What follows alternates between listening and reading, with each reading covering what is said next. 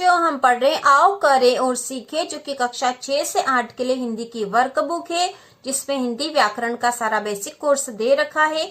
और आज हम इसमें पढ़ेंगे आगत ध्वनियां। ठीक है, आगत ध्वनियां जो कि आपकी बुक के पेज नंबर 356 पर है। ठीक है, पेज नंबर 356 पर आगत ध्वनियां है, यह हम पढ़ेंगे। और इसके पहले के सारे व्याकरण के वीडियो हमने बना लिए हैं। यदि आपने नहीं देखे हो तो चैनल के प्लेलिस्ट पर जाकर देख सकते हो, और इसी तरह के और वीडियो देखने के लिए चैनल को सब्सक्राइब कीजिए। तो चलिए शुरू करते हैं। समझिए नुक्ता। नुक्ता क्या होता है? व्याकरण की भाषा में नुक्ता का क्या अर्थ होता है? पाठ फन और फन में आए फन और फन शब्द को देखिए और इनका उच्चारण कीजिए। दिखने और उच्चारण में अधिक अंतर न होने या लगभग समोच्चारित समान उच्चारण होने पर भी इनके अर्थ में अंतर है। तो ये जो शब्द थे फन और फन जो थे, इसमें अर्थ में अंतर है। फन शब्द का अर्थ सांप के मुंह के फैलने और सिकुड़ने वाला भाग होता है। तो ये जो फन है वो सांप के मुंह के फैलने और सिकुड़ने वाला जो भाग होता है उससे कहते हैं। जबकि फन उर्दू फारसी भाषा से आया आगम या विदेशी शब्द है, जिसका हिंदी समानार्थी कला, कौशल, हुनर होता है। फन शब्द में फ के नीचे लगे बिंदु को देखिए। ये फ के नीचे जो बिंदु लगा होता है यहाँ पर इस जगह पे, इसे उर्दू में नुक्ता कहते हैं। तो इस बिंदु को नुक्ता कहा जाता है, और नुक्ता लगाने से उस शब्द की ध्वनि उच्चारण में अंतर आ जाता है, और यदि कोई शब्द होता तो उसके अर्थ में भी अंतर आ जाता है। फ के अतिरिक्त यह क, ख, ग और ज में भी लगाया जाता है। इनका उच्चारण क, ख, ग, ज और फ से अलग होता है। नुक्ता के प्रयोग से उस वर्ण के उच्चारण पर अधिक दबाव आ जाता है। बिना नुक्ता और नुक्ता वाले समोच्चारित शब्दों के अर्थ सहित उदाहरणों को समझिए। तो यहाँ पर कुछ शब्द दे रखे हैं जो कुछ तो नुक्ता वाले और कुछ बिना नुक्ता वाले हैं। तो आप समझ गए हो नुक्ता किसे कहते हैं? जब किसी वर्ण के नीचे यहाँ पर इस तरह का जो बिंदु लगाया जाता है उसे नुक्ता कहते हैं उर्दू भाषा में। ठीक है, और नुक्ता लगाने से उस वर्ण के उच्चारण पर दबाव आ जाता है, और इस तरह से जो शब्द बनते हैं उसके अर्थ में भी परिवर्तन हो जाता है। तो यहाँ पर हम उदाहरण देख लेते हैं। तो पहला उदाहरण है खुदा, जमीन को खोदा हुआ भाग। ठीक है, जमीन को खोदा हुआ भाग जो है वो खुदा है। और उसी प्रकार खुदा, यहाँ पे आएगा नुक्ता खुदा। खुदा मतलब ईश्वर। अर्क सूर्य। ठीक है, और एक और अर्क है, यहाँ पे क के नीचे नुक्ता लगा है। अर्क रस कतरा। ठीक है, रस कतरा या जो रस होता है उसे अर्क कहा जाता है। सजा, सजा मतलब सजाना, और एक होता सजा, जब पे नुक्ता है। तो यहाँ पे सजा और सजा इन शब्दों के अर्थ में अंतर आ गया है। सजा मतलब सजाना हो गया, और सजा मतलब दंड। जरा, जरा मतलब बुढ़ापा, और जरा ज के नीचे नुक्ता जरा, थोड़ा, जरा मतलब थोड़ा। अगला शब्द है खार, खार मतलब छार, और दूसरा खार है, यहाँ पे ख के नीचे नुक्ता, खार कांटा। सखी सहेली, और सखी खी के नीचे नुक्ता है, तो सखी दाता या दानी। उसी प्रकार फलक, फलक मतलब तख्ता, और फलक, फलक मतलब आसमान। ठीक है, फलक मतलब आसमान। तो इस प्रकार नुक्ता और बिना नुक्ता वाले शब्दों के यहाँ उदाहरण दे रखे हैं। अगला शब्द है जमाना। जमाना मतलब व्यवस्थित करना, ठोस करना। और एक और है जमाना, ज के नीचे नुक्ता, जमाना। जमाना मतलब युग, समय, काल। अगला है, यहाँ पे सीधे अर्थ दे दिया किसी से बचकर निकलना, तो यहाँ पे आना चाहिए था कतरा। ठीक है, कतरा मतलब किसी से बचकर निकलना, कतराना। ठीक है, और यहाँ पे अगला जो है कतरा, क के नीचे नुक्ता है, तो कतरा मतलब बूंद। अगला है खेर, खेर मतलब कत्था, और खेर, खैर मतलब कुशलता। राज, राज्य, और राज, राज्य, रहस्य।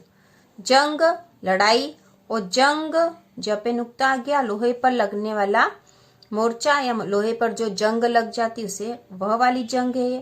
कफ, कफ मतलब बलगम। कफ, कफ मतलब आस्तीन का छोर। तो इस प्रकार यहाँ पे हमने नुक्ता और बिना नुक्ता वाले शब्द देख लिए हैं। अब हम आगे पढ़ेंगे पेज नंबर 357। पेज नंबर 357 पर अभ्यास 397 दे रखा है। तो यहाँ पर हमें क्या करना है, देखिए नीचे दिए गए नुक्ता वाले और बिना नुक्ता वाले शब्दों का प्रयोग करते हुए वाक्य बनाइए। तो हमें इन शब्दों से वाक्य बनाना है, ठीक है। जमाना, तो इसका हम वाक्यों में प्रयोग कर देंगे। माँ कल दही जमाना भूल गई। माँ कल दही जमाना भूल गई। और दूसरा है जमाना,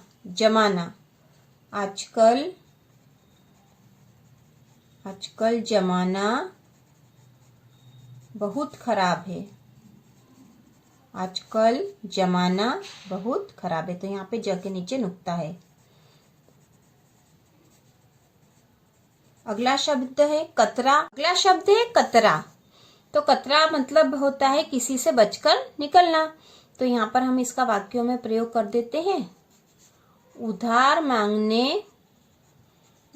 मांगने वालों से मैं कतरा कर निकलता हूँ। ठीक है, उधार मांगने वालों से मैं कतरा कर निकलता हूँ, बचकर निकलता हूँ। ठीक है। और अगला शब्द है इसी का कतरा। क के नीचे नुक्ता है, कतरा। तो इसका हम वाक्य में प्रयोग कर देंगे। पानी का एक कतरा भी नहीं बचा। पानी का एक कतरा भी नहीं बचा। कतरा मतलब बूंद, पानी की एक बूंद भी नहीं बची। अगला शब्द है सखी। सखी का होता सहेली। वह मेरी प्रिय सखी है। ठीक है, आप कोई सा भी वाक्य में प्रयोग अपने मन से भी कर सकते हो। वह मेरी प्रिय सखी। अगला शब्द है सखी। तो इसका हम वाक्य में प्रयोग कर देंगे। वे बहुत बड़े सखी हैं। सखी मतलब दाता या दानी। अगला शब्द है जंग। तो जंग का अर्थ होता है लड़ाई। दो देशों के बीच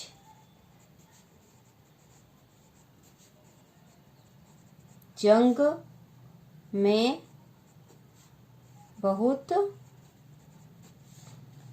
नुकसान होता है। बहुत नुकसान होता है। ठीक है। उसी प्रकार अगला है जंग। जंग मतलब लोहे पर जो जंग लग जाती है। इस कुर्सी पर जंग लग रही है। ठीक है, इस कुर्सी पर जंग लग रही है। सजा, अगला शब्द है सजा। सजा मतलब सजाना। तुम इस टेबल को सजा दो। ठीक है, इस टेबल को सजा दो। उसी प्रकार इसी से नुक्ता वाला शब्द बनेगा सजा। सजा मतलब दंड। उसे 2 वर्ष की सजा मिली है। ठीक है, उसे 2 वर्ष की सजा मिली मतलब दंड मिला है। तो इस प्रकार हमने इन शब्दों के वाक्य में प्रयोग कर दिए हैं। आगे बताया गया है ऐसे विदेशी शब्द अरबी फारसी मूलक जो हिंदी का अंग बन चुके हैं उनमें नुक्ता का प्रचलन समाप्त प्राय है।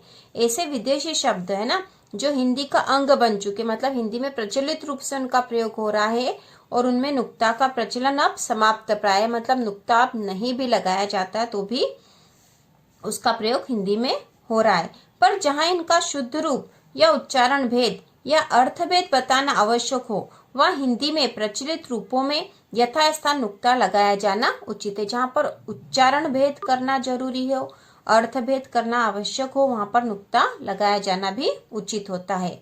ठीक है, तो हमने ये समझ लिया है कि आगे हम पढ़ेंगे पेज नंबर 358 पर। पेज नंबर 358 पर जो ध्वनियां दी गई है उन्हें हम देख लेते हैं। अ या अ, तो इस प्रकार का निशान है, फिर आ है, इस प्रकार का निशान है। बच्चों देखो, अंग्रेजी से आगत शब्दों के शुद्ध उच्चारण तथा अर्थ भेद के लिए हिंदी में आ और ओ के बीच की ध्वनि अ या अ का प्रयोग किया जाता है। उसकी ह्रस्व ध्वनि अ का प्रयोग प्रायः लुप्त हो गया है। मतलब जो ह्रस्व ध्वनि अ पे चंद्र बिंदु जिस इस तरह की, वह लुप्त प्राय हो गई, पर दीर्घ ध्वनि अ का प्रयोग बहुतायत से हो रहा है, जैसे डॉक्टर। तो यहाँ पे आ जो है उसके ऊपर इस तरह का निशान है, तो ओ वाली ध्वनि आ रही है डॉक्टर। ठीक है, इसको क्या पढ़ेंगे? डॉक्टर। डॉक्टर लिखा है यहाँ पर। ठीक है, डॉक्टर। हॉल, कॉलोनी, चौक, तो यहाँ पे जैसे च में आ की मात्रा है, ठीक है, चाक, लेकिन यहाँ पर ये जो ऊपर जो निशान बन गया है इससे ओ वाली ध्वनि आएगी, चौक। कॉल, ऑन, लॉज आदि। नीचे दिए गए आ, ओ और औ के उच्चारण वाले शब्दों के अर्थ में भेद स्पष्ट है। तो यहाँ पर हम इन शब्दों को पढ़ लेते हैं। इनके शब्दों को पढ़ने से हमें पता चल जाएगा कि इनके अर्थों में भी भेद है। तो यह है काल। जैसे हिंदी में 3 काल होते हैं, वर्तमान काल, भूतकाल और भविष्य काल। यह कॉल। कॉल मतलब जब किसी का फोन आता है तो हम कहते हैं कि किसी का कॉल आया है। और यह कॉल, ये कॉल जो है इसका अलग अर्थ है। ठीक है, ये एक जाति भी होती है कॉल वाली। ठीक है, अगला है चाक, चौक। ठीक है, चाक, और ये चौक, और ये चौक। डाल, डॉल, डॉल। ला, लो, लऊ। सा, सौ, सौ। हाल, हॉल, हॉल। तो इस तरह से यहाँ पर इन शब्दों के अर्थ में भी अंतर आ जाता है। इसी तरह कुछ अन्य आगत शब्दों में अ चिन्ह नहीं लगाने पर उसका अर्थ समझने में कठिनाई होगी, जैसे पाप, पॉप। तो यहाँ पे पॉप जो पॉप म्यूजिक होता है, और ये पाप है। ठीक है, ये लाज है, और लाज मतलब जो शर्माना है ना, उसका अर्थ निकलता है। और ये लॉज। शाप, शाप मतलब शाप देना, और ये शॉप मतलब दुकान। बाल मतलब बाल, और बॉल गेंद। सांस, सांस मतलब सांस लेना, और सॉस जैसे टोमेटो सॉस। हाट, हाट बाजार। हॉट गरम। सारी, सारी मतलब सारी कुछ, और सॉरी, सॉरी मतलब माफ करना। तो इस प्रकार यहाँ पर इनके अर्थों में भी भेद है। अब जो अभ्यास 398 यहाँ दे रखा है उसमें हमें कहा गया है उपयुक्त हिंदी और अंग्रेजी शब्दों के शब्दार्थ समान अर्थ खोजकर लिखिए। उपयुक्त हिंदी और अंग्रेजी शब्दों के शब्दार्थ जो ऊपर दिए गए उनमें अंग्रेजी और हिंदी शब्दों के शब्दार्थ या समान अर्थ खोजकर लिखिए। बच्चों, हमें ऊपर जो हिंदी और अंग्रेजी के शब्द दिए थे उनके शब्दार्थ या समान अर्थ खोजकर यहाँ लिखने थे, तो हमने लिख दिए हैं। आप देख लीजिए। काल, ठीक है, ऊपर दे रखा था काल, कॉल और कॉल। तो काल मतलब तो समय होता है, जैसे मैंने ऊपर भी बताया था, काल मतलब समय, वर्तमान काल, भूतकाल, भविष्य काल से संबंधित है। कॉल, कॉल मतलब होता है पुकार, और सामान्य तौर पर इस शब्द का प्रयोग फोन के लिए किया जाता है, आपका कॉल आया है। ठीक है, और एक और था कॉल, का में औ की मात्रा वाला। कॉल मतलब कुलीन, कुलीन व्यक्ति या फिर एक जाति भी होती है कॉल। ठीक है, अगला शब्द है चाक। चाक मतलब पहिया, जो कि कुम्हार अपने बर्तन बनाने के लिए जो घुमाते हैं उसे चाक कहा जाता है सामान्य तौर पर। चौक, चौक मतलब सफेद नरम पत्थर, चौक जिसका प्रयोग स्कूलों में लिखने के लिए भी किया जाता है। और चौक, च में औ की मात्रा है, चौक मतलब मुख्य बाजार। ठीक है, अगला शब्द था डाल। डाल मतलब पेड़ की डाल। डॉल, डॉल मतलब होता है गुड़िया। और डोल, डोल मतलब बाहरी आकृति, मतलब जैसे वाक्य में प्रयोग करेंगे तो उस व्यक्ति का दिल डोल कैसा है। डोल मतलब बाहरी आकृति। ला, ला मतलब लाना, सामान्य शब्द है हिंदी का, जैसे पानी ला। ठीक है, दूध ला, तो ला मतलब लाना।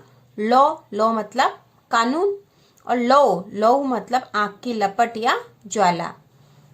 सा, सा मतलब समानता बताने के लिए, है ना, तुम सा या उससा कोई नहीं है। ठीक है, सौ, सौ मतलब देखा, SAW 100 मतलब देखा, और 100 मतलब एक संख्या, 90 और 10 मिलकर हो जाते हैं 100। अब अगला शब्द था हाल। हाल मतलब अभी, अभी हाल ही में जो हुआ है, तो यहाँ पे हाल मतलब है अभी। हॉल, हॉल मतलब बड़ा कमरा, उसे हॉल कहा जाता है। और हॉल, हॉल, हॉल मतलब है डर या भय। इस प्रकार हमने यह पूरा जो है अभ्यास कार्य 358 कर लिया है।